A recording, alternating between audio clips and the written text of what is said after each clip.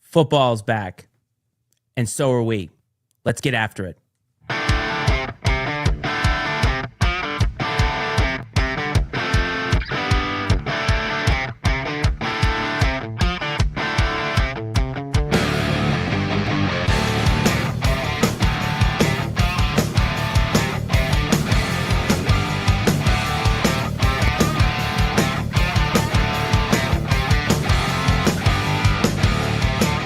Welcome to the Frenzy, everybody.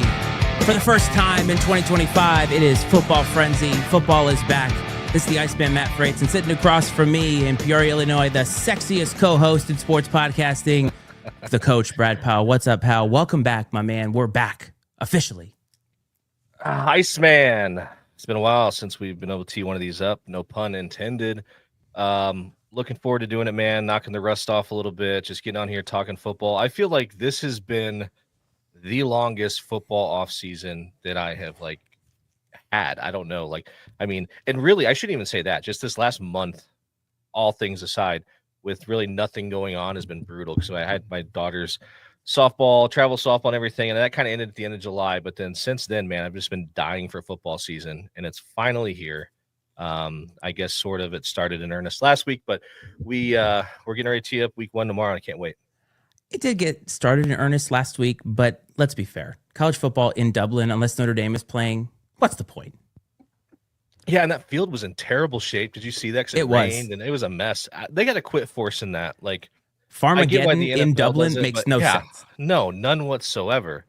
Notre Dame, I get it, right? It makes sense. And there's maybe a couple other brands, like big brands. You could put Alabama over there, Texas, probably a couple that would really draw a crowd. People are they love American football in the UK, and it's still kind of a novelty to them, even though the NFL plays 4 games there now. But that's not the UK, excuse me, in Ireland. But anyways, I just think they push the issue too much, and putting a game like that there is kind of weird to me. That's when it has to be on campus. And speaking of games happening here recently, tonight, right now, Nebraska and Cincinnati are playing. I just realized that. I saw on the TV before I came downstairs. Do you have it on? Our favorite school. Do you have it on by chance? Absolutely not. What are you talking about? No? Oh, man. I probably should. If I was a real sports broadcaster, I'd have it on right here so I could see it. But I do want to shout out, Jonah is back for the first time. He was not here in almost all of 2024. For those of you who need context, Jonah is our super fan. He's out there somewhere with INC merch, one of the only people in the entire world with INC merch. And so it is nice to have Jonah back. And I do want to welcome some of the dads from the dad group here in the Northern Virginia area. And I don't know how to break this to Mr. Braylon, but we are not going to be talking NFL today. However, we will get into that a little bit next week. And I don't like the Packers or the Cowboys, so it doesn't really matter. But anyway, Braylon, thanks for showing up. We love you. Yeah, I mean, that's cool. It's a big story right now, obviously. And, the Cowboys being, America's team. I watched. Are they though? Anymore, I don't know. Everybody just calls them that. I'm not sure if they would still qualify these days, but I did see that documentary on Netflix about the Cowboys, and I found that really interesting. The one about Jerry Jones, you mean? Yes. Sorry about Jerry Jones, but really, ultimately about the Cowboys, though. Man, what Jimmy Johnson? What an incredible asshole! Not that I didn't already kind of know that. As a coach, you mean? Yeah. Wow. Oh, yeah. Yes, I mean, 100%. Because that stuff would not fly at all these days. There's no way it would. And it's it is kind of weird. It's I don't know what you want to call it, but I see both sides of it. As a coach, I kind of respect it, because hey, you're going to go in there with this, in this room full of professional athletes that any one of them could easily kick your ass, except for maybe the kicker or something, and talk to them the way that he did, and hold them accountable the way he did was impressive. And, and I didn't realize, I didn't really follow. I was 6-7 years old when this was all happening, in real time. I didn't realize that there was a lot of turmoil early on with Troy Aikman, and they benched him, because he and all that. I had no idea that any of that took place. So that was interesting to me. Technically, Troy Aikman was not Jimmy Johnson's guy. Well, he wasn't his guy, right? Because he had his number when Troy Aikman was at Oklahoma. So there is a lot of stuff that's fascinating. I need to watch that a little bit more. I just always laugh whenever Jerry's involved in anything because, and I get it, it's about him owning the team, but he's one of the least interesting parts about all the success that they had a billion years ago. But the story of him buying the team and all that, I don't know if they get into that, but there is some interest there. Maybe I'll watch it one day. But we're talking college football tonight because week 1 is here, and we're going to get into that slate. It's almost a historic slate at this point, but there were some storylines coming in that I think we should discuss. Now, this is when we discussed, 2023, the Michigan sign-stealing stuff, and I understand that people are probably tired of it, especially if you're a Michigan fan, but this recent report came out with penalties, in quotes, I guess. But what are your thoughts on it? Because you kind of brought this up to me last week on something that we should talk about. Yeah, and really my thing is this. I just want to reiterate what my stance has always been, and that's I don't understand why everyone's making such a big deal out of it, because literally everyone's doing it. And I guarantee you that people are around the country are just like, whew, glad that wasn't us, because they probably could have very easily have been almost any program in the country. And after watching that Connor Stallions doc, like the dude worked really, really hard at it. Like it's not, for sure. I mean, it's not like it was something that came easy. And you know what? If you're willing to put that effort into it, like I don't really have a problem with it, truthfully. And I know that the way that they came, a lot of the things they did were, yes, technically against the rules, but I do feel like just logically they came by a lot of it pretty honest, like just by watching games. It's not like they were hacking into like practices and crap or, whatever, videotaping practices, hacking into schools' databases. I mean, this was just good old fashioned legwork. The only hiccup that I have is that it was very intentional, very premeditated in how they're going to do it. I mean, I saw that they were spending like $35,000 on aftermarket tickets and things of this nature. But ultimately, I still don't believe that it had anything to do with whether Michigan was going to win the national title or not. Like, I just feel like that team was talented regardless of what they did on the sideline. And I think you and I both said at the time, they didn't really need to do this, at least in that season in particular where they won the national championship. What I kind of focused on was the NCAA not really penalizing them in a way that was meaningful. I mean, $30 million from the school, obviously that's a huge chunk of change. No vacated wins and no playoff ban going forward. And what it tells me is the NCAA has no power. And so guess what? They were like, Jim Harbaugh, you pretty much can't come back. Well, he's probably not coming back. So that doesn't really have any teeth to it. That's what I took away from it.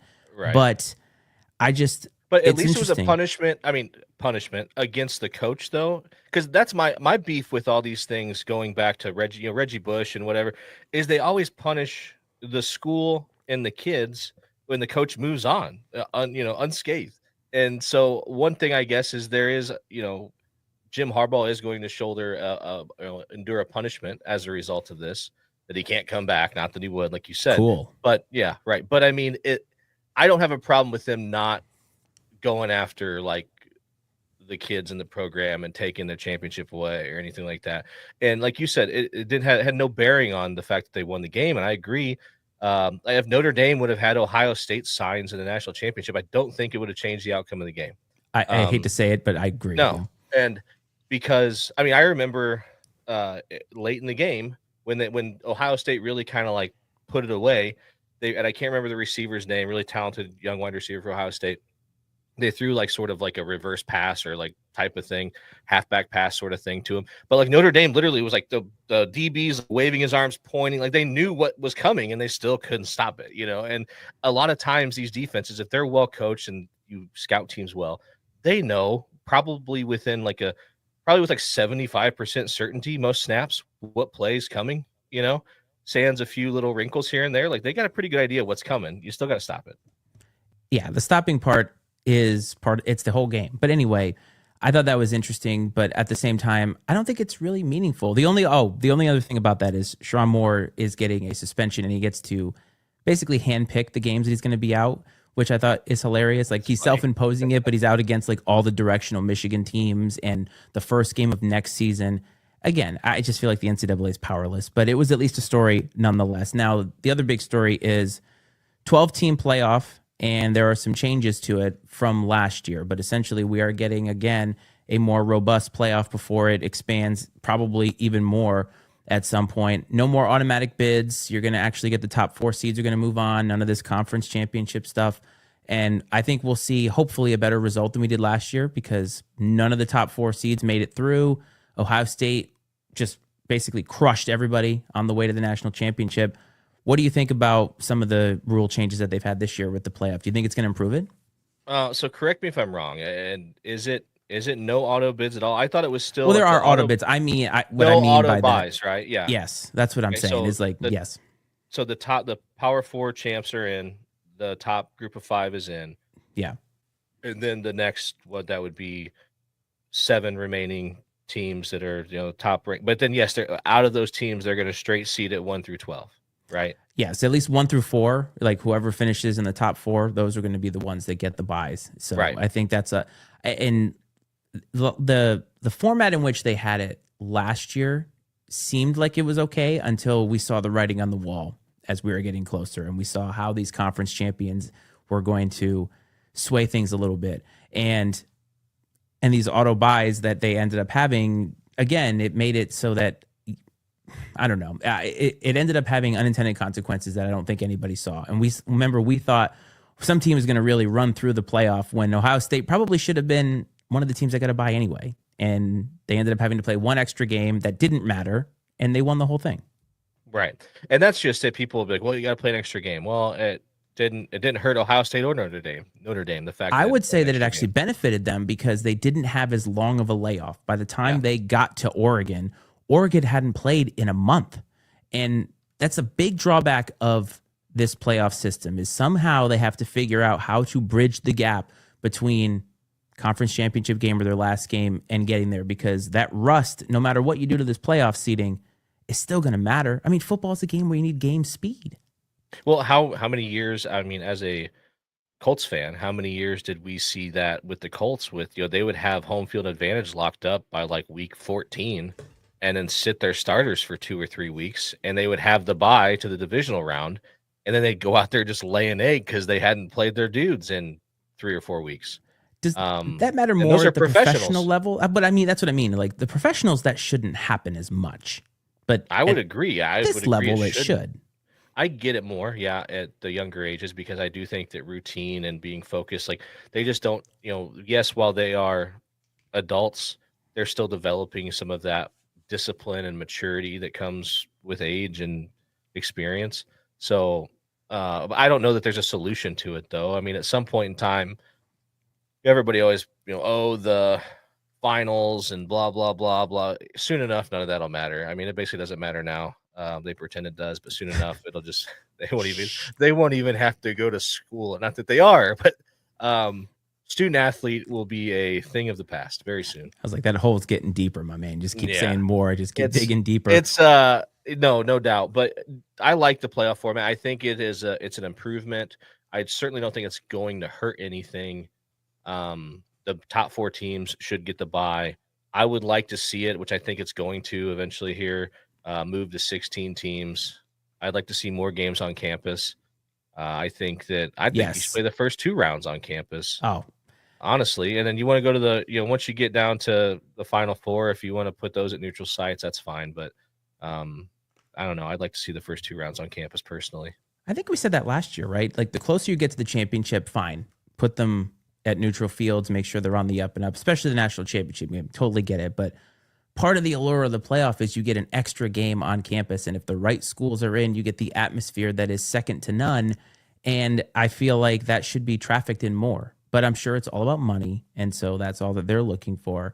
But I don't know. Like they need to traffic in these crowds because these universities deserve it. Now, we do have a question from our man here about the most amount of, I assume that's teams, not trans, that could make it to the playoffs.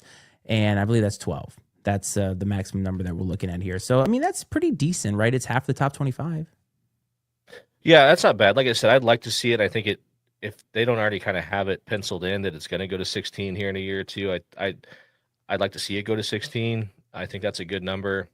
And I heard this, and actually me and my dad did this exercise. I don't have it in front of me now. I could probably pull a few of the matchups out of my rear end, but because I heard a conversation about this. And they said, well, do you really think that the 16th best team could win the national championship? And the answer generally is going to be no. Right. Okay. And now I think we were looking at this like, I don't know, like because I think it was this. It was like, okay, that's fine. But do you think that South Carolina could beat? I think I'm trying to remember who it was they would have matched up against. I don't remember if it was like Tennessee or something like that. It was like, do you think South Carolina could beat Tennessee in a game? It's like, probably. well, yeah. Yes. And so that's what I'm saying. You're going to get more matchups like that. Like, is the 16th seeded team going to have a roster to make a run and win? Would that be 4 games in a row? Probably not. But could they win 1 or 2, or win yeah, they could. Because that's still a really good football team. And it's probably a South Carolina type team that dropped 2 close games in the SEC, and there's a few teams that had that scenario. And so we're not putting 16 teams in because we think that 14, 15, 16 can win it. You're putting those teams in because we're going to see more high quality college football games. And that's what it's about, in my opinion. And of course, there's a monetary piece to it as well. But as a fan, I just want to see more good games. And to be fair, there's only really a handful of teams that can legitimately be considered national championship contenders heading into any season anyway. And if they were applying that logic to, let's say, college basketball, why even have the tournament? Because a vast majority of those teams are not going to win. Did any of us think that Arizona State, Clemson, SMU, Boise State had a chance to win the national championship last year? Probably not. No. But to get to see some of those games, right, that you would probably never see otherwise, right? Was it SMU in Ohio State, or was that, or no, SMU and Penn State? But the thing is the results were so bad. Yeah, sure, but the results, they were. I think that's an anomaly, though, and I feel like so are most 1 versus 16 NCAA games usually are blowouts. True. But when you get those close ones or those one-offs here and there, it's magical. Yes, that is very true. Either way, I hope it's a more enjoyable product. I'm still going to watch it. It's not going to take away my enjoyment if the games are bad, but it would be better if the games were good and watchable and you had that kind of excitement and it got everybody excited. Now, one thing before we move on, next year there's going to be some more conference realignment. The Pac-12 is back. They're going to be getting some Mountain West teams. And so you kind of have some storylines there with some Mountain West teams. Boise was a team you just mentioned. And so they're going to be moving on. There's a lot of realignment that's coming. I don't think it's over, but we don't have any that are really on the horizon of like big moves. I'm sure tomorrow that news will drop right after the show, but we don't have that. But before we get into the conferences, I do want to talk about hype, and it's about Arch Manning. And I know we're going to talk about the SEC in Texas, but I want to talk about Arch because literally the thing everybody is talking about right now. And I've heard so many opinions on Arch. He's played a handful of games, really. I think he's like 61-90 or something as far as completions. He's got decent numbers, good numbers. But there's a question that's been eating at me that I want to ask you and anybody who's here in the comment section is, do we glean anything from the fact that he didn't take the job from Quinn Ewers last year? I don't know. I think that probably I have no knowledge of this. I feel like that might have had more to do with them not almost them doing Quinn Ewers a solid, like Sark doing. I mean, because they were probably pretty close, I would say, talent level and whatever. And I think it was like Quinn Ewers had kind of like been the catalyst of this Texas football turnaround. We'll call it that, I suppose, under Sark. And it's like, man, you're gonna like that guy's senior year. He's gonna write him off to start Arch. I mean, if all things are equal talent wise, and you think both these guys can win. I think it was kind of one of those like give the old guy the nod, and find a way to mix Arch in like they did. Like I said, I think they were more doing Quinn a solid.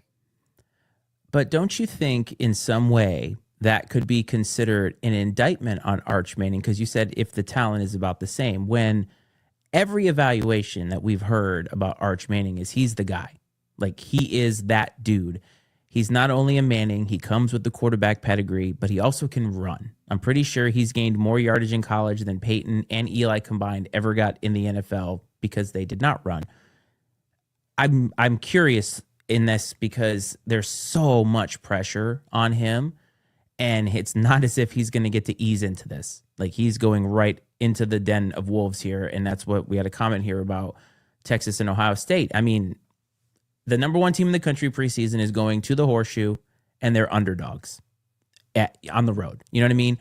And I'm just curious if Arch Manning is having a little too much hype put on him when maybe he still has some developing to do, because if he was the same as Quinn Ewers, and I've seen Quinn Ewers play a little bit of preseason football, oh boy. Well, I think part of it's come out recently, I think that, and I'm sure that Sark knew this all along, that the plan is like Arch is like, his family has said like he's not leaving early. He is going to stay throughout his eligibility at Texas. So I think if you know that, and you know that there's no reason to rush him along and you can let him cook, I think that has a lot to do with why they went with Quinn Ewers also. Because I don't think that last year, I mean, redshirt freshman Arch Manning, I don't think was going to be a meaningful margin better than Quinn Ewers. And so why not let the kid continue to learn, mix him in, get your little packages. I don't have a problem with what they did. I don't think it's an indictment on Arch by any means. And we know we hear all these stories, right? You have these guys that look great in practice. They're great in 7-on-7. They have all the physical tools, and I'm sure Arch has all those things. Obviously, he's got the pedigree, but we're really not going to know until we see him in the fire, like you said. Oh, and you know what I mean? You never know until you see those guys in that situation. Until you see them, down by 4, a minute 5 on the clock, no timeouts, ball on your own 20-yard line. Let's see who he is then. That'll tell us this comment right here know about Arch Manning.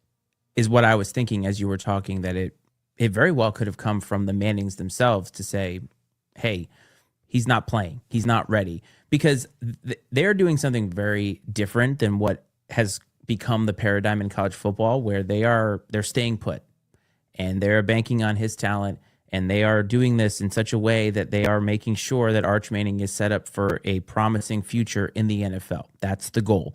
And I kind of like what they're doing if that's the case. I was only like asking because, again, Quinn Ewers, I would say that he was very hyped coming in, but yeah, I mean, they made the playoffs twice, so it's hard for me to say this with a straight face, but he didn't really live up to the kind of hype that I think they thought that he was going to live up to, that he was almost the kind of prospect in a way that Arch Manning kind of is in that way. But I guess that's high expectations to live up to. I mean, the guy made the playoff twice, and they very well could have gone further. I don't think they would have gone any farther with Arch Manning, but it just was eating at me because I heard that asked, and I thought, yeah, damn, I don't know if I have an answer for that. Yeah, I know. I mean, I think that, and the thing is about Arch Manning don't get me wrong, he cares way more about going to the NFL and being a winning quarterback. He doesn't need the money or any of those things. A lot of the reasons why other people rush to the NFL and all this stuff or transfer for, is the money, right? Good point. That's not even a factor here with him at all. And so I think it's just about his development, bringing him along the right way, not rushing things. And, and like I said, last year, I don't know that you would have seen much of a difference in the outcome of any game if he was the starter. So might as well, like I said, let him learn, let him cook. And here we are. And, we'll find out. Oh, he's going to cook. He's going to have to cook if they're going to beat Ohio State, which we'll get to a little bit later. But this comment here talking about the SEC Netflix series, I believe that's one that you watched and you wanted me to check it out.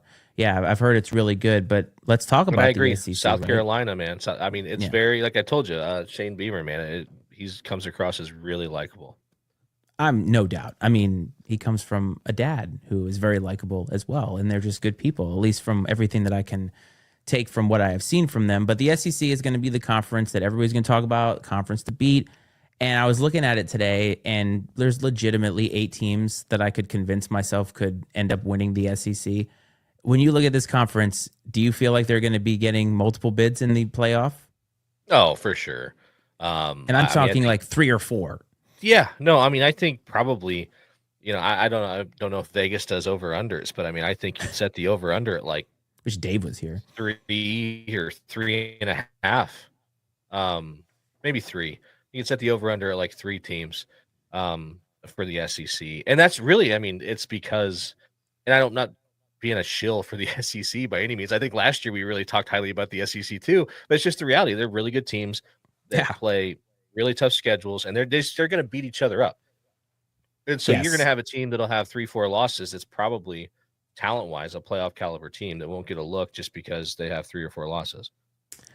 I mean, in the SEC alone, Texas, who we've already talked about, Alabama looks to have been reloaded, and Kalen DeBoer is going to get a second chance to try and right the ship. I say right the ship, but they lost 4 games for the first time in literally forever. So he has a lot of pressure on him, moving on from Jalen Milroe. And then Georgia's out there. I mean, Kirby Smart's not going to take last year lying down. No more Carson Beck, but that could be good for them. Tennessee, Nico is no longer there. Them and UCLA swap quarterbacks, basically. But Josh Heupel has those boys ready to go, and I don't think they really skipped a beat. I really feel like they are primed to continue to build on that. And then the teams that are out there, you're talking about LSU, you're talking about Ole Miss, and then you got South Carolina hanging out in there. I mean, this is a very stacked conference, and I could convince myself that any one of these teams could win. I could also convince myself that some of these coaches are going to get fired because they're not going to win the conference. Like Brian Kelly, and then you got Lane Kiffin, right? I mean, these are guys that have taken these teams to a level, but they want to get to the next level. But the conference is so damn stacked that they can't. Yeah, and you can't forget about Florida. I mean, Billy Napier coached his way off the hot seat, but if things go south early this season, he's going to be in trouble again. So he's coaching for his job. Missouri's no slouch. Nope. Kentucky, I think that Mark Stoops, he might be one of those guys that is kind of coaching for his job a little bit this season because he's kind of just been, I mean, for Kentucky, he's been great at Kentucky, but they just haven't been able to really get over that hump. They'll win they knock off 1 or 2 teams every year that no one expects them to beat, but then they'll drop a game to Mississippi State or something goofy like that. Kind of almost similar, just a more exaggerated version of what South Carolina's done. But I heard you're talking about these guys getting fired potentially, and I heard this today, and I was like, that makes a lot of sense. And that is that the NIL era, and especially now with revenue sharing with the schools, like paying out of pocket for players, that's going to make it even more difficult to round up this buyout money for some of these contracts. And it may keep more coaches employed longer at some places because all the money's tied up in the roster. That is an excellent point. But let's all remember, Texas A&M got the money together at halftime for Jimbo, so don't worry about it. That'll happen no matter what. I will never forget that. Never, ever, ever forget the big check out there by the boosters. And boy, Jimbo couldn't have been gone faster. But it may be a good byproduct because we talked about the Beamers earlier, and a lost art in coaching in general, from a school's perspective, is letting a guy figure it out. In today's world, everything is instant gratification. We expect things to be turned around right away. Frank Beamer was not good. Those Virginia Tech teams were not good. And then all of a sudden they were, because they let him stay. They let him build the culture. They let him cook, as you just said earlier.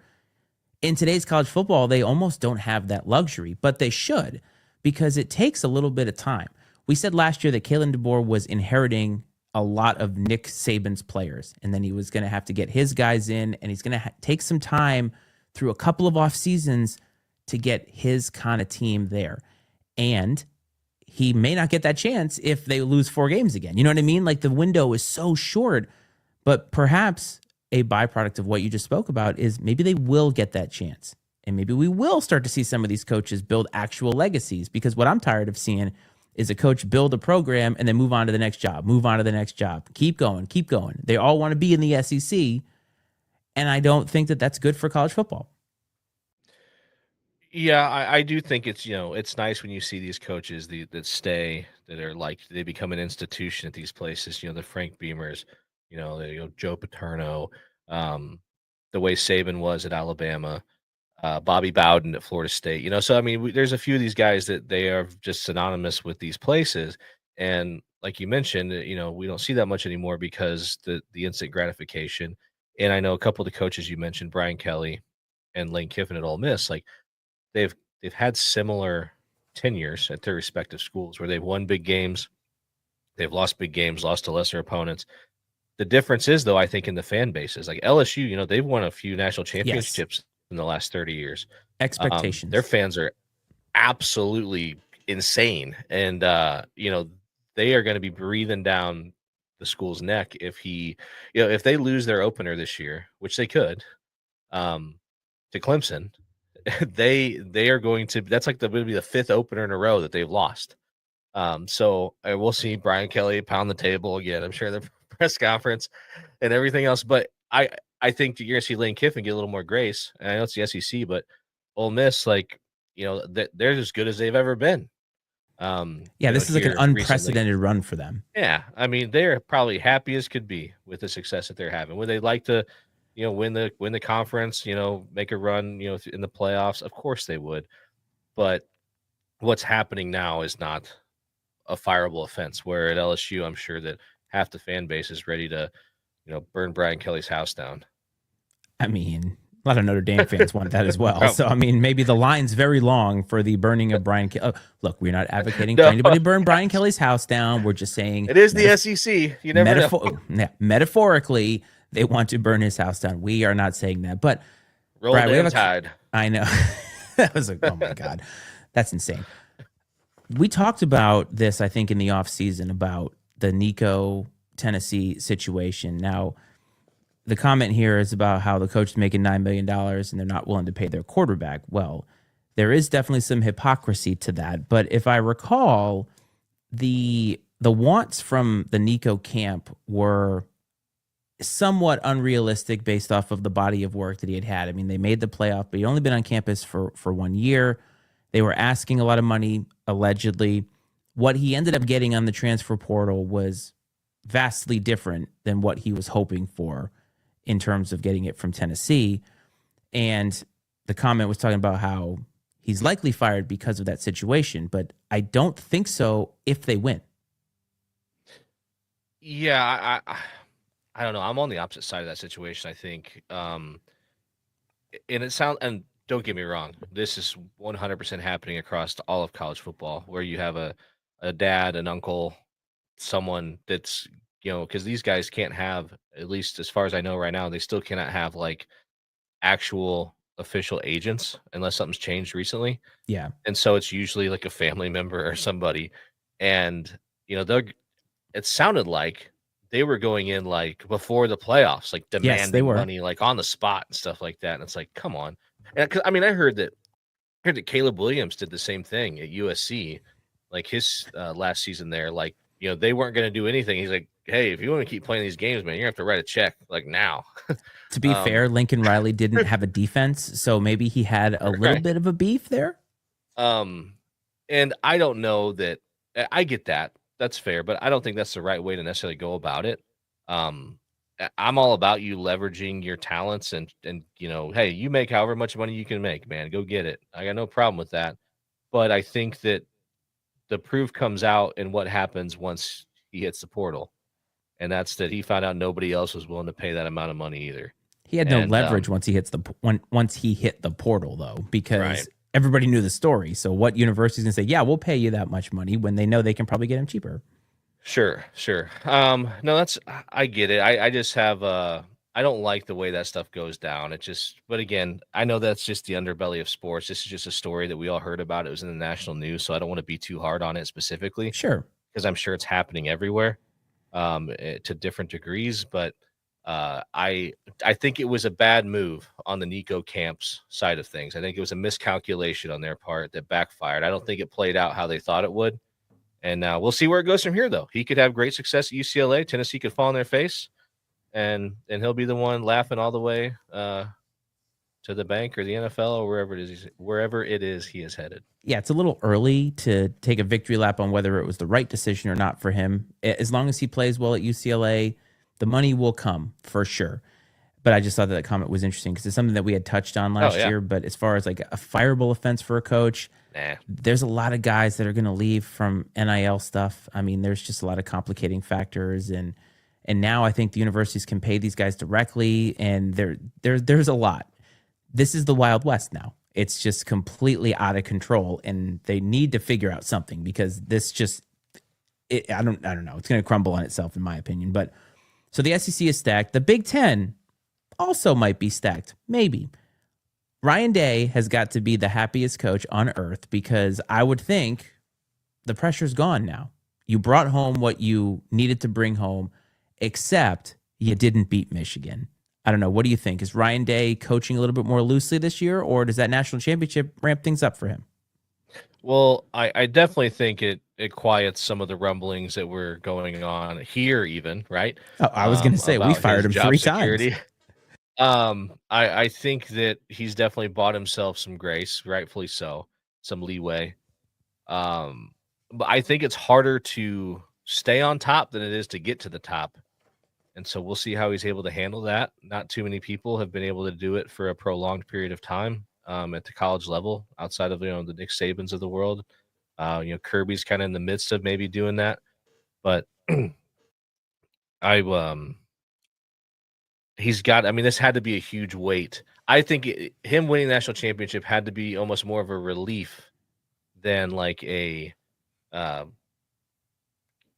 He was probably more relieved more than he was celebrating. I think to some degree, just because he had to just exhale and be like, okay, we're not going anywhere.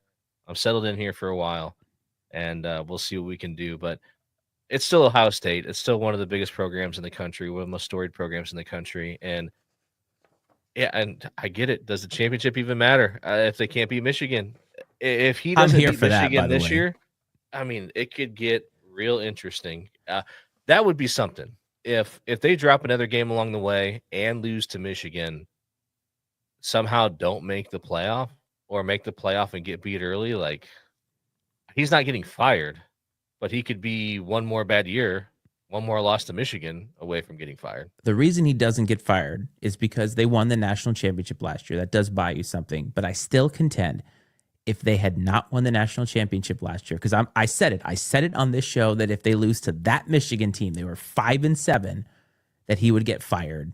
And if they hadn't won the national championship, I swear, I think he would have gotten fired because that would have been too many times, not only losing to Michigan, but not even bringing home the prize. And that's one good thing. Ryan Day should get down on his knees and pray, thank whoever it is that he prays to, that they made this playoff, because he had a chance to redeem himself after that by getting into the playoff, winning the national championship. Might have saved his career as the head coach at Ohio State. But now he gets to coach in a place where he now is a national champion. He can be put in the rafters with all the other coaches that have won national championships at Ohio State. But you're right, it's tough to stay on top. And one thing I forgot to mention, by the way, there's a lot of quarterback changes at the top in college football, like a ton of turnover. There's not that many guys who are seasoned guys outside of a handful. And Drew Aylar is one of them. Guy you said didn't look like he had the chops to be a playoff quarterback last year. And Nussmeier from LSU, right? A lot of guys changed hands. Yeah, I mean, and we're going to see that all the time. I mean, just this wide open year-to-year free agency that exists right now in college football is going to be insane. And so, I mean, I think I saw somewhere some program is literally there's 70 new guys on the roster. That's crazy. I mean, that's just got to be absolutely nuts. I don't know how you do it. But it also at the same time though, it allows you the ability to get really good really fast if you can put it together. Yes. But yeah, this quarterback stuff is nuts. These guys move around. Like I said, UCLA, Tennessee basically just trade quarterbacks. Some of these new guys that move around, and these senior grad transfers that go from they had really good success at maybe a group of 5, and then they go get plugged in one of the power conference schools to try to make a run. It's really fascinating. But it's also crazy, too, when you see some of these guys that have been established quarterbacks that choose to stay another year, like Nussmeier and Drew Aller. But we'll see, I guess, how things shake out. But there's always going to be roster turnover now with the transfer portal and NIL. It'll be interesting to see how the seasoned quarterbacks do, especially the guys that have been with the same program for a while. And are they able to adjust a lot quicker in the season because they have that repertoire with a lot of the players that they have and the coaching staff, the scheme, all that. They've seen a little bit more. But when you talked about Drew Aller, Penn State, they're preseason number 2, and James Franklin has run a very solid program there since he got there, no doubt, right? Most schools would take the kind of sustained success that Penn State has had under James Franklin. But the one thing they've not been able to do is beat their rivals, pretty much, Michigan or Ohio State. And that means that they never, ever get over the hump. Coming into this year, it feels like a make or break year for Penn State because they've been right there the whole time, but they just can't seem to get it done in the biggest of spots. I think James Franklin is safe, but Penn State is a program. Are they just at the point now where they can't get over that hump, or is it just because there's so much talent all over the place? Yeah, there's a lot of talent all over the place, yes. But like Penn State's one of those programs where I feel like, is it maybe more of the vehicle than it is the driver? That's a place that's got a lot of resources. Yes. And so is it a deal where just the mechanism is so powerful that it really doesn't matter who's at the helm? Like, I'm not saying that this is the floor for Penn State by any means, but the floor though for a place like Penn State, it realistically is not, should really be playoff appearances, I think. Yes. And so I don't know that James Franklin's really like what he's doing is very special or unique because of the resources that are in place. I mean, a lot of people may argue that he's underachieving. That's what I'm saying. I'm kind of almost arguing that myself because like they have so many talent. I mean, look at the talented guys that they've had go to the NFL. Like Micah Parsons, the guy who just got traded, like amazing, but they never can get there. And maybe, I don't know. Like I Penn State's a team now where you look at them, they're iconic. You know exactly what you're watching. You know the pedigree that comes with it. But I feel like it's been a really long time since they've been a team that we feel confident, they can win a national championship. You know what I'm saying? Yeah, well, James Franklin's like the Jared Goff of college football coaches. He's just like great. But he's just really above average. Like, that's what I feel like. I think that he is like, I feel like he is really maxed out in what he can accomplish. Like, clip this out of here, man. James Franklin is not going to win a national championship. Clip it, save it, revisit it in January. I just don't think the guy has it in him. I don't. I mean, and I like what he's doing. I mean, he's done a great job, especially, because he was the Paterno stuff happened. Bill O'Brien came in, and then he was the next guy, right? Bill O'Brien turned that program around fast. Yeah, but I said the vehicle, right? And Bill O'Brien's a great coach. I'm not diminishing him by any means, and James Franklin's a above average coach, but I don't know, man. I think he's done all he can do there. I think that what we saw last year is pretty much it. I missed you, my man. I missed you and your take. That's a terrific take. The Jared Goff of college football. That is terrific. Yeah, good enough to get you close, but not good enough to win it when it matters. So Dan Campbell, watch out, buddy, because that's happening. Oh, look at this. Penn State is a little bro in the Big Ten. Okay, So guess what? We're onto something. Well, last year, Kurt Cignetti and Indiana Hoosiers were absolutely fraudulent in the playoff, according to all metrics. They go to Notre Dame. Notre Dame kicks their ass. Can they do it again? Yeah, I think so. From what I've heard, by all accounts, the roster's supposed to be better than it was last year. I'm rooting for them. So, man, I really was last year, and I liked they got to Notre Dame. Well, no, that has nothing to do with it, man. Like, a lot of the shtick kind of like, as much as I really loved it early on, kind of like wore on me over time. And but I think that you have to be that way in a place like Indiana. You have to almost be just like delusionally confident. Because I mean, one, you have nothing to lose. It's Indiana. And two, if you can just like, it's like that fake it till you make it thing. And if he can build a roster there, the curious thing will be how long does he stay? Right. If he has the same success. 100%. Is he gonna? Because he's one of those guys. He like everybody else. He's one of those guys that come out and said, "Oh, my family's here. I'm not going anywhere or whatever." But we'll see. Bullshit. We'll see what happens if they make the playoff again, and maybe if they find a way to win a game or something. There's gonna be people come knocking. Look, buddy. You pay him $8 million a year. That family can move right quick, buy a nice little house wherever it is that the university is at. We can make it work. Kurt, if they have a really good season this year, he needs to almost jump on that. because I don't feel like Indiana is a place where resources are going to be there where you can be good long term. I'm very transparent about, like, how do you get a kid to commit to go live for 4 years in South Bend, Indiana, and go to Notre Dame? That's but at least past. It's the brand. Yes, the brand, the history. You are an hour and a half from Chicago, or whatever. Like, so you're not like just Bloomington, Indiana is the middle of nowhere, man. Like, you would know you live in this area of the country. Yeah, I mean, like literally. I mean, my dad can chime in. I'm sure. Peoria might be bigger than Bloomington, Indiana. Like, he's been awfully population wise.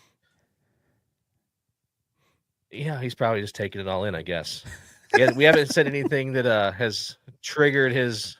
Haven't gotten to Notre Dame yet. That's argumentative side. Yeah, Bloomington is small. Yeah, probably so. But at the same time,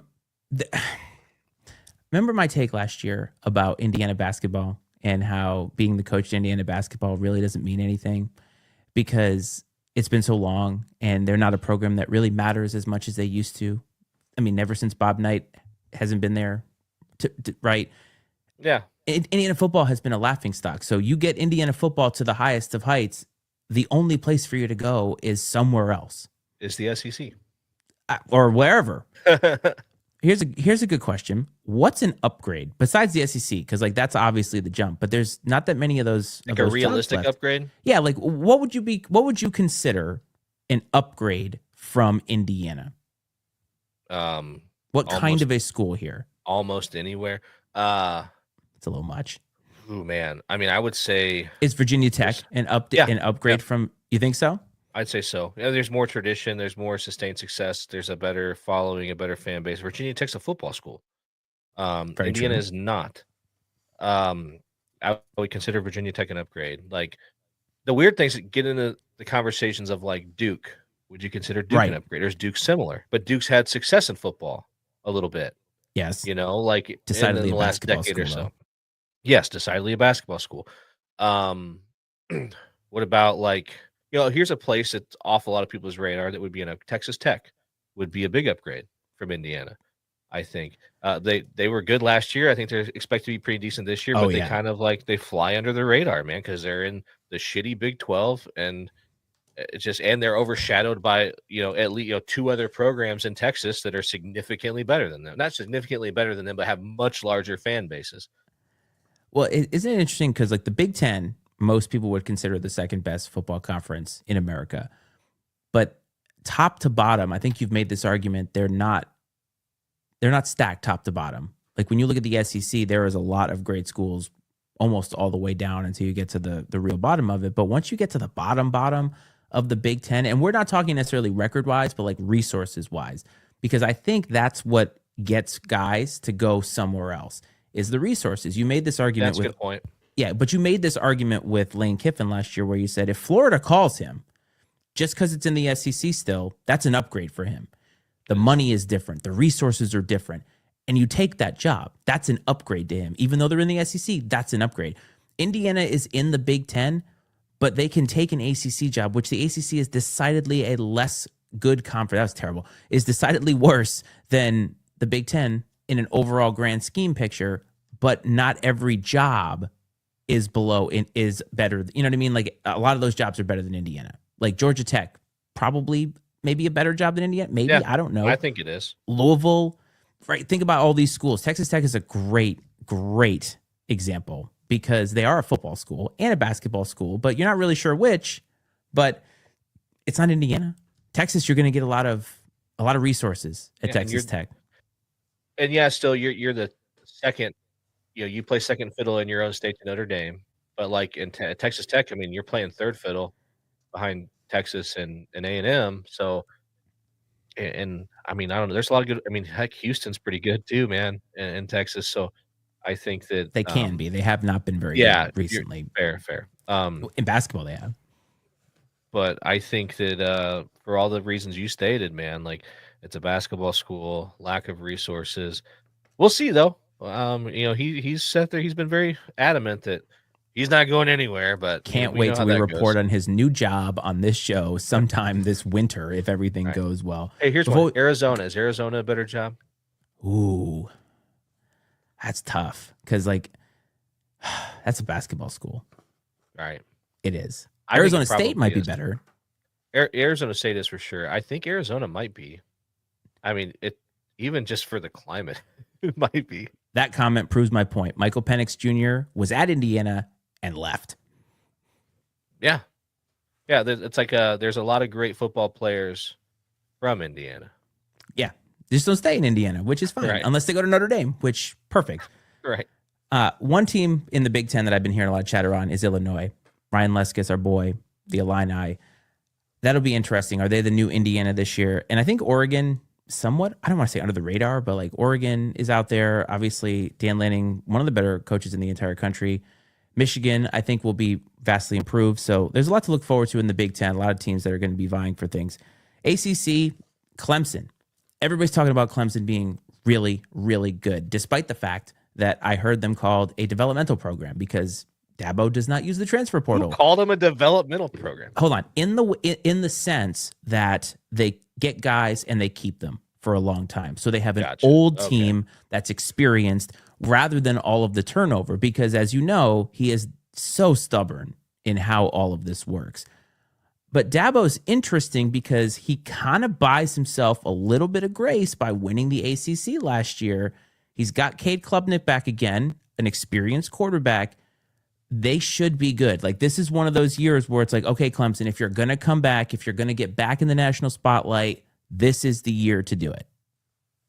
Oh, for sure. Because I think that, Miami's going to be should be as good as they were last year. Yes. You do have the Georgia Techs, the Louisvilles. We'll see what Belichick's able to do at North Carolina. But like, there's not anyone I don't know that there's anyone outside of Miami that's really poised to like threaten you for the throne in the ACC. So if you can take care of, I mean, they gotta their schedule, man, is rough. I mean, they open with LSU. They're gonna play obviously their ACC slate, and then they're gonna end the season with South Carolina. So, I mean, you're not going to be able to say that, they dodged playing good programs because they certainly aren't doing that. But we'll see. We'll see, I guess. Like you said, this is definitely their opportunity to return to the Clemson we knew, 5-10 years ago. But, what happens? Like, what if they have a bad year? What if they fail to make the playoff? Like, how quickly does the shine wear off Dabo? I think it's already kind of gone. Like a couple years ago, he was kind of fighting with people calling into the radio show. But last year kind of bought him something. But they weren't even that good. They kind of underperformed last year. They just happened to win the conference championship game. And if there is no conference championship game, they have no chance. But this is what people are saying is a legitimate national championship contender. Oh, no. We're getting more and more distance from those national championship teams. As you said last year, Trevor Lawrence ain't walking through that door. Deshaun Watson ain't walking through that door. So they got to figure it out. And Cade Klubnik seems to be a guy that can get it done. And if you can't take advantage of having a seasoned quarterback, they're not bringing in transfers. He refuses to do it any other way than his way. And I feel like you have to win. And if he doesn't win, like, what are we doing? Are we Dabo's, I have a scenario for you. Yes, please. Okay. So Alabama has a really bad season. Clemson has a great season. Okay. Goes to the national championship game. Let's say they don't win, whatever. Makes a run to at least the semis. Kalen DeBoer gets fired. Dabo to Alabama. You don't want to be the guy after the guy. You want to be the guy that follows the guy after the guy, right? He's an alum of Alabama. And I'm not saying that I don't think Dabo is going to coach his way into getting a job like that. I'm just saying if he takes Clemson to that level and a job like that comes calling, I think he should take it. Okay, so the idea that you should take a job that comes calling to you is 100% correct. Like, if Alabama calls me and says, we want you to be the head coach of Alabama, I'm on a plane to Tuscaloosa before they even finish the sentence. Like, that's a no-brainer. Whether he should take it or not is a different matter. But whether that's a good idea, I don't know. Because if he wins a national championship doing it this way at Alabama, I don't see that. At Clemson, that is not working at Alabama. It is not working that you're, number one, going to keep players for 4 years that are that high of a level. and you're not going to use the transfer portal in any way because you're going to lose guys for the portal. 100% you're going to lose guys. And there needs to be some other way than just going and sitting on mom and dad's couch to get players. This is a ridiculously unrealistic scenario because they're not winning the national championship. And I honestly, it's time for me to get clipped. I think Dabo is overrated as a head coach. Ooh, yeah, you might be right. I am right. I don't think that's a super hot take. Do you think he could get away with arguing with fans on a radio show at Alabama? Maybe. I don't know, man. Well, okay. So to give context to that, he was arguing with the fan because the fan was an asshole, right? The fan asked him about and he did bring up a good point about their expectations have changed over time because he made that happen. Like, if you said bring Clemson to the heights, they've already been there. The only thing is that the Alabama job wasn't open. Right. For sure. No, that's true. So, okay, like this totally, like, talking about fans and interacting with fans made this pop into my head. Related to the SEC, related to the documentary Any Given Saturday it's been on, where, you know, they're bouncing around to these different programs. And there was one thing, a common theme I saw from program to program, and this isn't unique to the SEC because I see it in the Bradley basketball fan base too. But, like, there would be these public functions, like a radio show in a restaurant somewhere or whatever, where the coach is there and then there's an area for the public, and it's literally 90% 70-plus-year-old men and their wives. Like, it's all old people, man. It's all like boomers, every one of them. And they're just like, the Arkansas one was like creepy. Like, they were all doing their woo pig thing together. I'm like, this is like a cult. Yes. Like, I'm not even kidding. I was like, this is welcome awkward, to the man. SEC. Like, it just matters more. Couldn't imagine, like, if you got hired at a job like that and you weren't like indoctrinated in like this culture at all, and you showed up to this thing and these geriatrics are like chanting and everything else, like, to start off this meeting or whatever it is. Like, I mean, it was one of the most bizarre things that I've ever seen. And I'm like, what is it about like that age group that like gravitates to these things? Because like Bradley basketball, for years and years, they've done this spaghetti supper at like the I-2 hall, which is like the equivalent of like an American Legion or something like that. And when Wardle got there after a while, they got rid of it. And oh my gosh, man, you would have thought that they like changed the name of the university. Like, people raised holy hell about it. And like, yes, there are like some of our friends that are Bradley fans. Like, there are some of those people that are younger that go to it, but like, it is mostly old people. And it's like they just love getting FaceTime with like the players or whatever. And it's like, it's very bizarre. I don't understand it. And maybe it's a generational thing. Maybe they have nothing better to do, but so weird. It's a paid event, or is it a free event? The spaghetti supper is paid. You got to buy a ticket. All right, you got to buy a ticket. I was like, because, you know, old people love themselves some free shit, so they'll show up for a free plate of food for sure. But we're kind of off the rails here. Which, if you're new, this is where we do our best work. But I got to ask you a question, and it is related to this. So, Brian Kelly, do you think he washes his hands every time he has to shake an LSU fan's hand? I hope so. I hope so. I mean, I hope he like turns around and gets a little like to-go hand sanitizer out and like. That's what I'm saying. Like, in front of the fans, he's all about it, and as soon as he goes behind closed doors, he's got nothing but bad shit to say about the people that he probably generally encounters. Well, you've seen Swamp People at some point in time, I imagine. I just imagine like that Shelby guy off Swamp People, or those guys that you can't understand what they're saying, and like they going up to him, you know, and their little. I mean, Cajun accents and everything else, and it's like, I'm telling you, I hope this dude, happens. Like, that is not a place that I would want to piss off the fan base. No, but I just mean Brian Kelly looks like the kind of guy who does not want to be around these people, but he's the head coach of people that are like so into this. Like you said, I don't know. Brian Kelly just seems like that kind of guy. That's just my opinion. Oh, he's an asshole from the Northeast. I mean, I don't disparage what he did in Notre Dame. He's the winningest coach in Notre Dame history. Won a lot of games there. Took him to a couple of national championship games. Like, guy's a good football coach. He can coach ball. I've always thought he was kind of a dick, but like, as far as his football coaching ability, you can't argue with it. I don't blame him for leaving. He may have felt he did all he could do in South Bend, and you know, Notre Dame, I think, is at least in the short term, appears to be better for it. Brian Kelly's, living the life in the SEC. So, trying to make a run at it with the big boys. We'll see what happens. But I don't know. He probably does, though. I'm sure. I love it. All right, look, a couple more items before we get to Notre Dame, because I know you probably have a lot of thoughts on Notre Dame. So Big 12 is, again, going to be they're going to be a conference that's going to be one bid probably, and they're going to beat up on each other.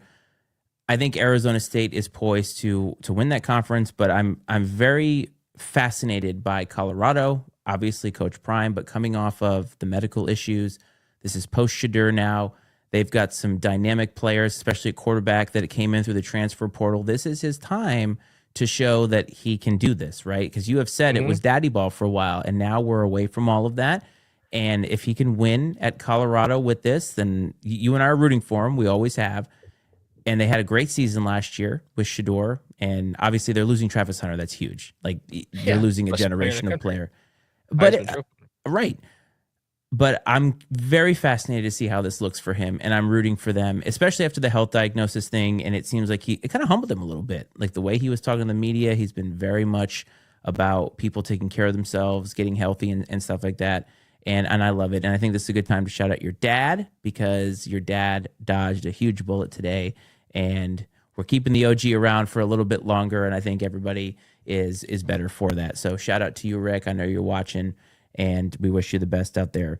And then, of course, you got the group of 6, Boise State, Tulane, JMU possibly lurking out there. They're probably not going to win a national championship, but they could make it in there. So let's get to your boys, Notre Dame. We are not talking Virginia Tech today. I don't have the energy for that. But Notre Dame, you have energy, because I think, again, Marcus Freeman, I'm going to say this. This is the best team Marcus Freeman has ever had, except we don't know who's playing quarterback, at least at a consistent level. But outside of quarterback, this may be the best team he's ever had. Yeah, it's a really good football team. The one interesting thing that's kind of an unknown right now, they lost Al Golden, the D coordinator, the Art Briles Award winner for the best assistant coach in the country. They lost him to the NFL. So, Did you say Art Briles? Is it Broyles?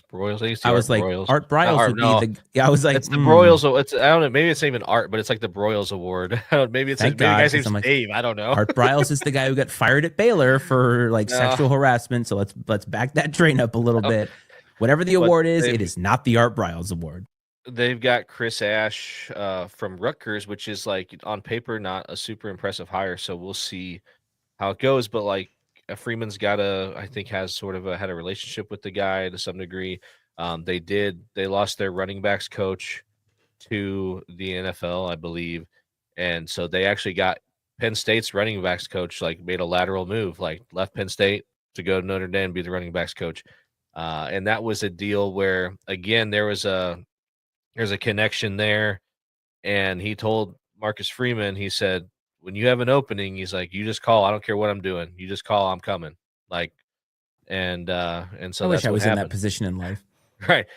And so the biggest question I have about Notre Dame really is more so less about this team, more about the program as a whole. And that is Marcus Freeman shifting the narrative on Notre Dame? The national narrative on Notre Dame football is Marcus Freeman transforming that with his personality. Obviously, the success on the field helps, but I know you pay more attention to Notre Dame now because of me and this, but as a non-Notre Dame fan, what do you think about that?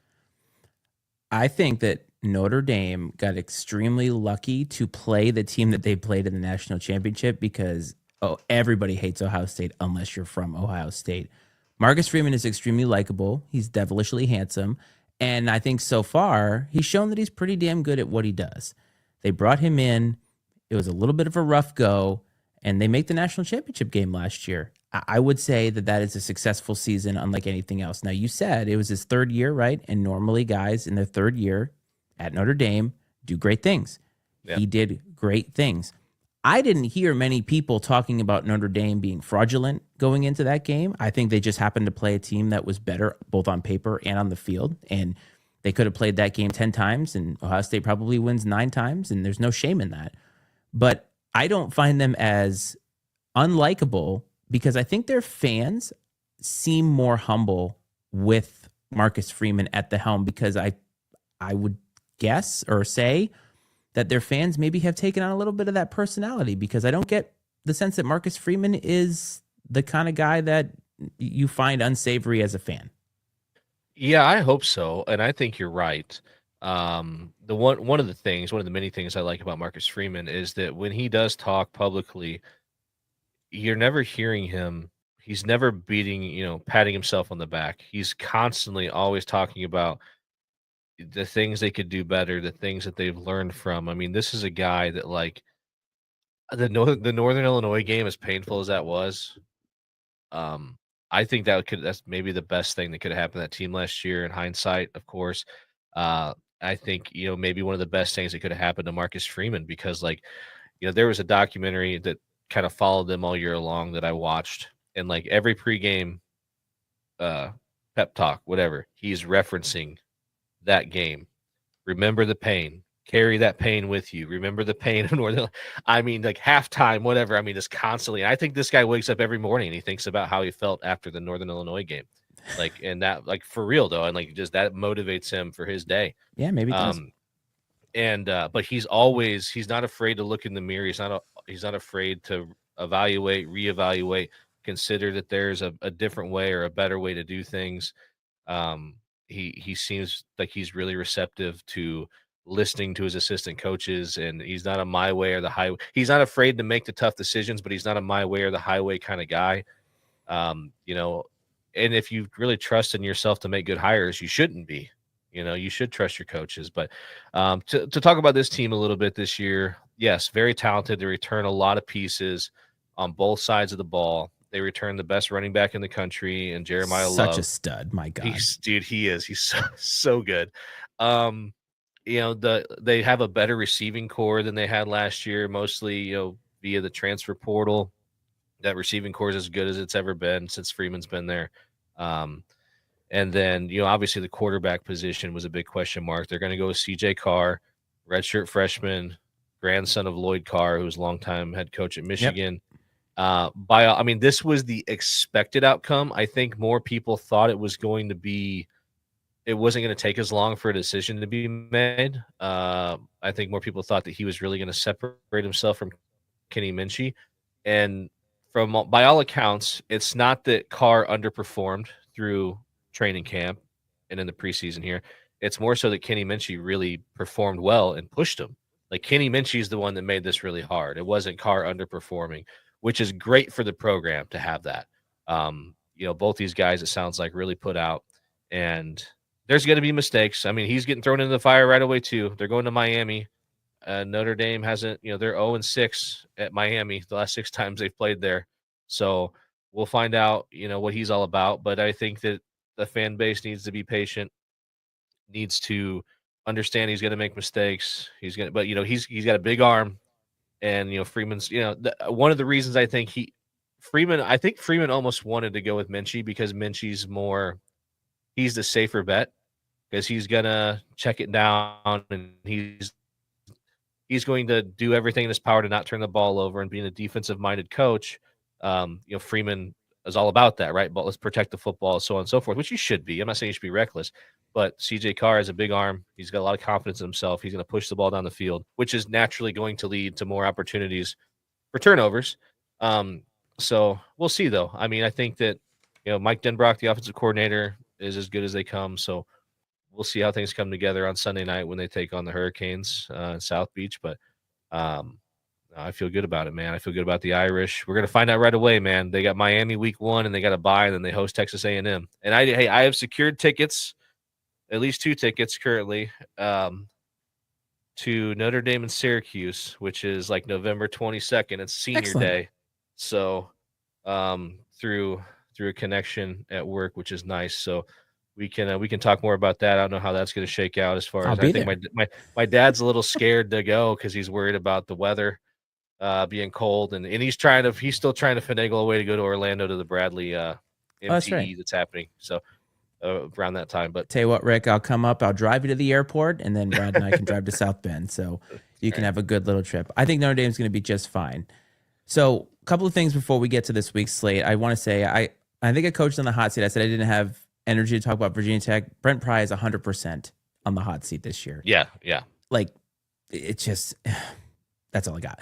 Lincoln Riley, I'm curious about that because they brought him to USC to revitalize that program and not really revitalized just yet. Now they're in the Big Ten. They struggled last year. We'll see how that looks.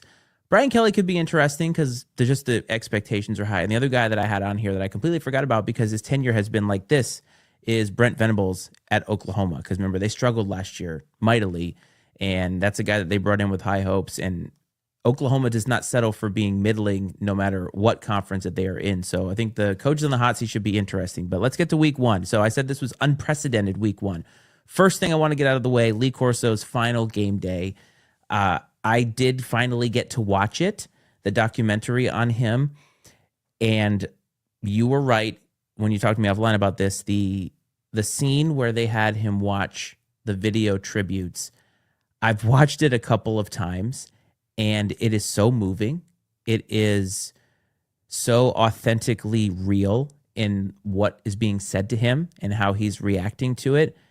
And we're losing a gem from college football. We really are. And just how many indelible memories that dude gave us over the years with just picking headgear.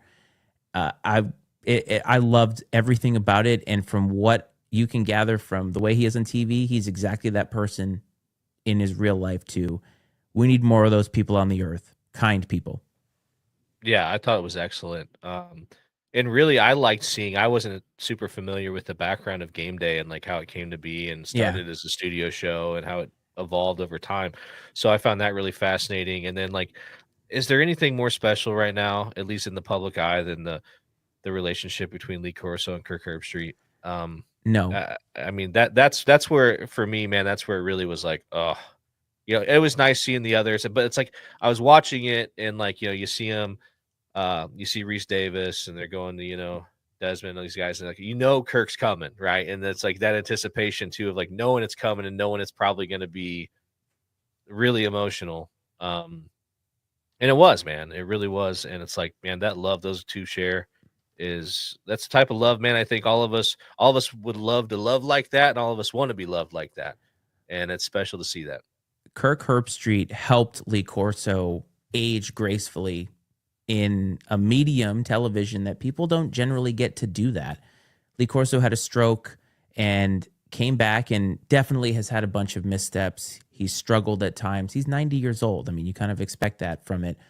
But you see them, or you saw them week by week, and you saw Kirk be so graceful with him to cue him up on things, remind him of things, and just watching him walk him through into that theater and his heartfelt words to him. I mean, it's very much like a father-son relationship and an aging father at that. And their embrace afterward, like it is special. And Kirk Herbstreit gets a lot of hate because of his Ohio State biases and things of this nature. But it seems like at his core as a human being, at least with Lee Corso, he is there. That's a special bond that they had. And I loved it. I just loved everything about it. And it'll be interesting to see what game day is like. They've shown us that with Pat McAfee, but Lee Corso was a staple of that. He was the cornerstone of what game day was, the energy behind game day. The thing I took away from it, man, is when I say to people that when I die, I want people to say things to me like, I loved being around him. He was a good person. He made me a better person. And one of the comments in a video that I watched said this, and that part of it was, this is the definition of giving somebody their flowers while they're alive. And I thought that was the perfect way to encapsulate that whole segment. Yeah, I mean, they should almost have like, as morbid as it may be, like, especially if somebody has like a terminal illness, you should almost have their funeral before they die, right? So they can see all those people and hear all those things, Yeah, it's as much as we think that funerals are for the dead, funerals are for the living, the way we do them. Yes. And so, yeah, I don't know.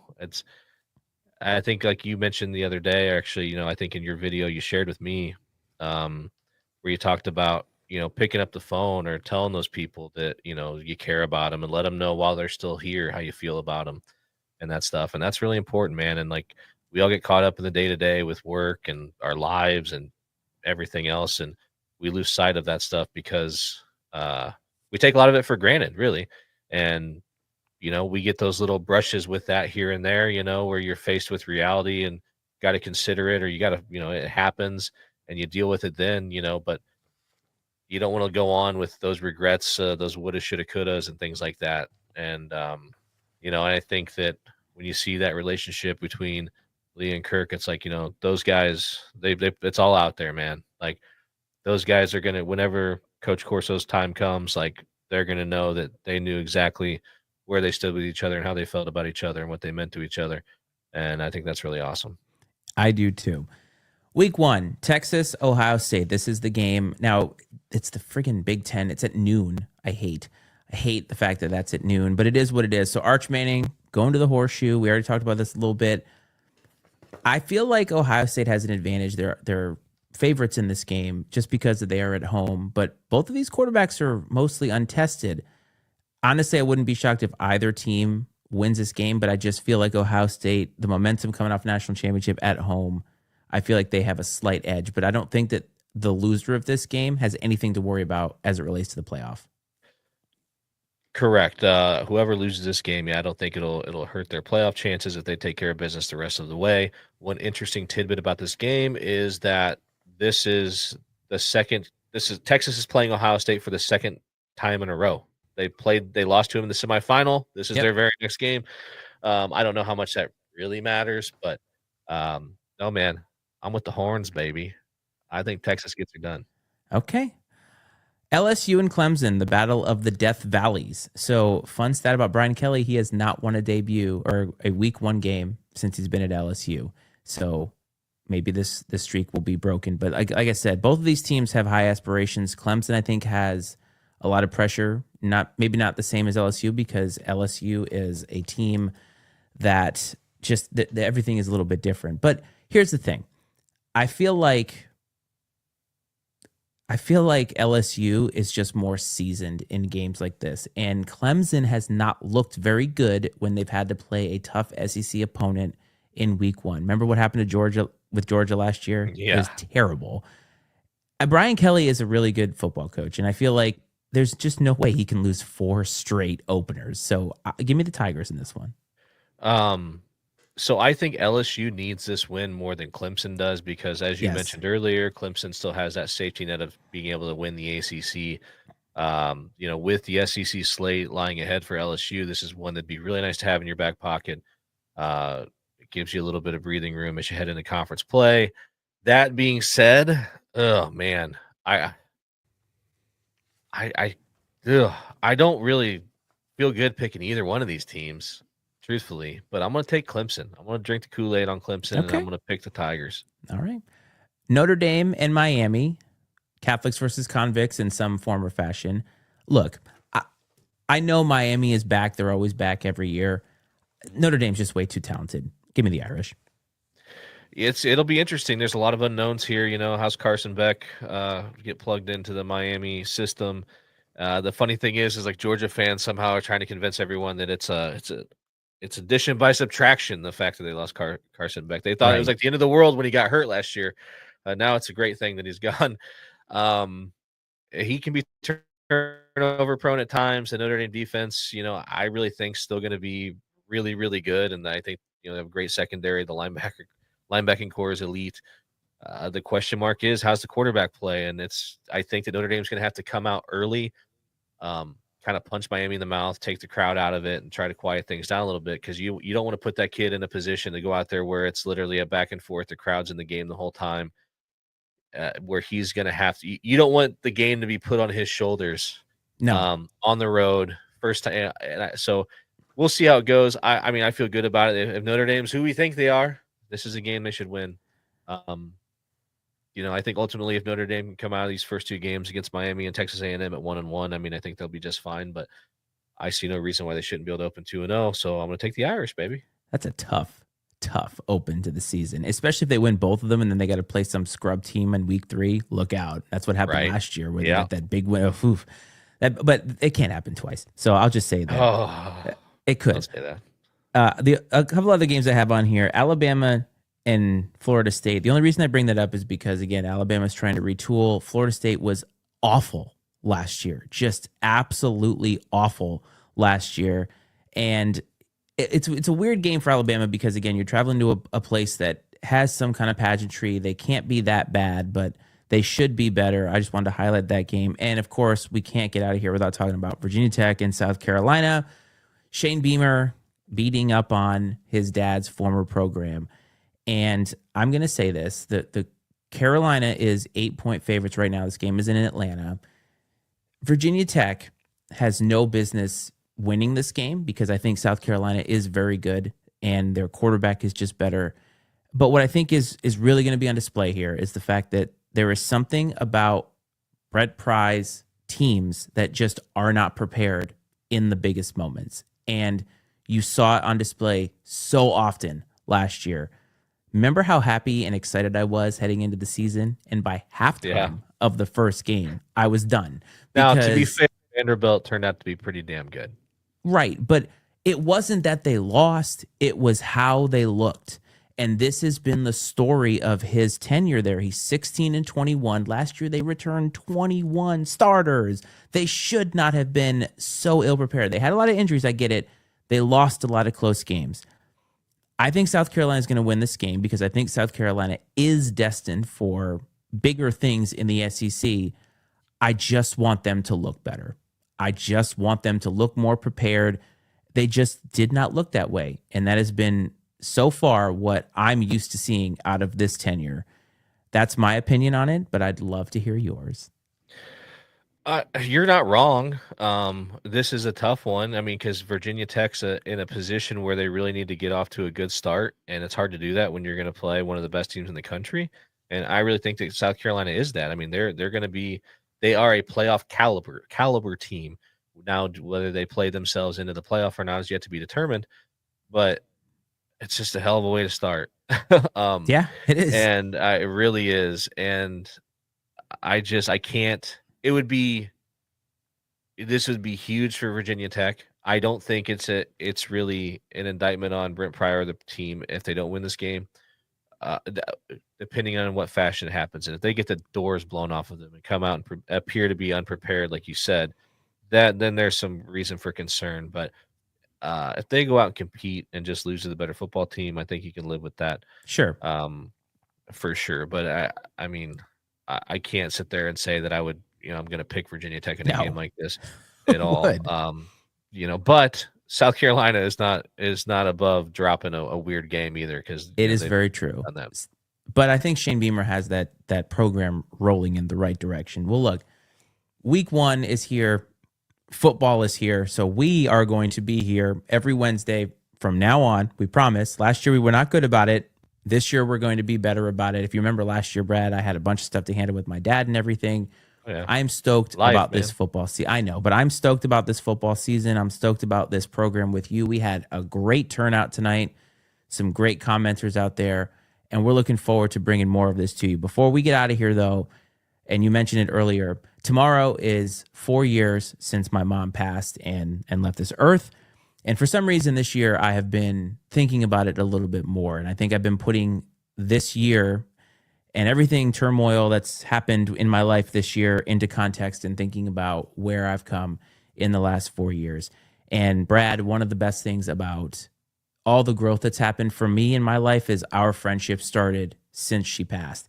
And it's been one of the greatest pleasures of my life to get to know you, spend time with you, do this with you. And all of that is because I took a gamble on doing a podcast. And here we are. And we would not have met had I never done that. And that growth happened in this time period. So as much as I miss her and as much as it is tough to think about her not being here, I do like to think that she would be rooting for us in this, and that this journey that we are both on together is meant to be. Oh, absolutely. I mean, and we're easy to root for first of all. Let's be Yes. honest. But no, I think I agree with everything you said as far as those feelings are all mutual. Man, this has been a great friendship that I really value. And it is funny just the circumstances that kind of lead to these things happening. And here we are, right? I mean, we get to talk about college football. We talk about Bradley basketball. We get, my dad's involved in it now and everything else. And it's just all this stuff has blossomed, all these different unique friendships that have spawned off of our friendship, things like that. Some of your friends I know a little bit on the periphery, and some of my friends, it's really neat how that works out. And I have no doubt in my mind, man, that your mom will be proud of you and then the growth you've made and what you're doing with yourself and your family and being a great husband and father. 100%, man. Like, she's smiling and she's super proud. No doubt about that. Appreciate that, bud. Listen, if you're listening out there in audio, you can call us, text us, tell us we're full of crap. 703-718-6314 is the number. We will play your voicemails on a future show. Just keep it semi-clean. I'm not going to put any racist shit on there, but hey, look, a few F-bombs here or there, let it fly, because no doubt we're going to piss somebody off. Well, everybody, you can follow us on social media if you want to. You can like this video if you want to. All I ask is that you show up every single Wednesday for us, 9 p.m. Eastern. Brad, it has been a pleasure this week. I hope this finds everybody well and safe, as I always do. And we'll see you next week, folks. This is Football Frenzy.